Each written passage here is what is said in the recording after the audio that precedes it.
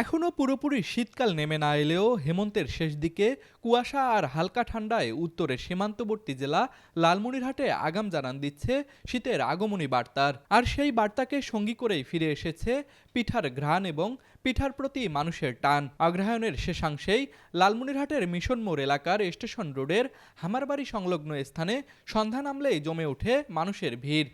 দিনের আলো নিভে গেলেই শুরু হয় পিঠাপ্রেমীদের আড্ডা, যা চলে মধ্যরাত পর্যন্ত। চাকরির ব্যস্ততায় অনেকেই থাকেন বাড়ির বাইরে, আর প্রতিদিন ঘরে পিঠা বানানো সবার পক্ষে সম্ভব হয় না।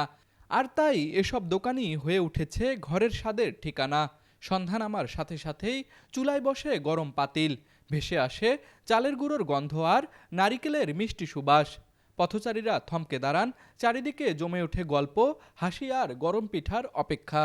সার্ভিস একই দোকানে ভাপা, পাটিসাপটা, তারপরে ভাজা পিঠা, চিতই পিঠা, অনেক ধরনের পিঠা এবং আয়োজনটাও ভালো, বিশেষ করে নিট অ্যান্ড ক্লিন আছে। তারপরে একটু গরম রাখার ব্যবস্থা করা হয়েছে, খুবই ভালো। ইয়ার ভেরি হ্যাপি। পিঠাপুলির ভালো দোকান, পরিষ্কার পরিচ্ছন্নতা, খুব ভালো লাগলো।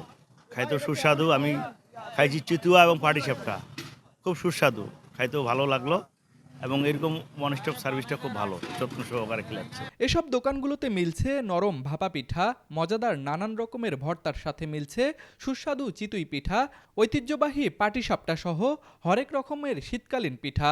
শুধু পিঠা খেতেই নয়, ব্যস্ত জীবনের ক্লান্তি ছাপিয়ে বন্ধুদের সাথে আড্ডায় কয়েক মুহূর্ত শান্তি পেতে এখানে আসেন সবাই।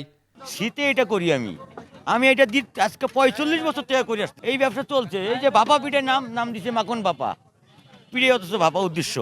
তারপরে পাশাপাশি তেল পিঠা, পাটিসাপটা, পুলি, এই চিতই, ডিম পিঠা, ডিম চা, মানে মোটামুটি 5-7 জন কাজ করতেছি আর কি। আমরা ফ্যামিলি চলতেছে, নিজে চলতেছি।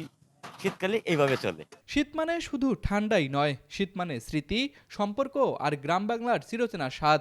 আর সেই স্বাদেরই ঠিকানা হয়ে উঠেছে লালমনিরহাটের মিশন মোড়ের এই পিঠার আড্ডা।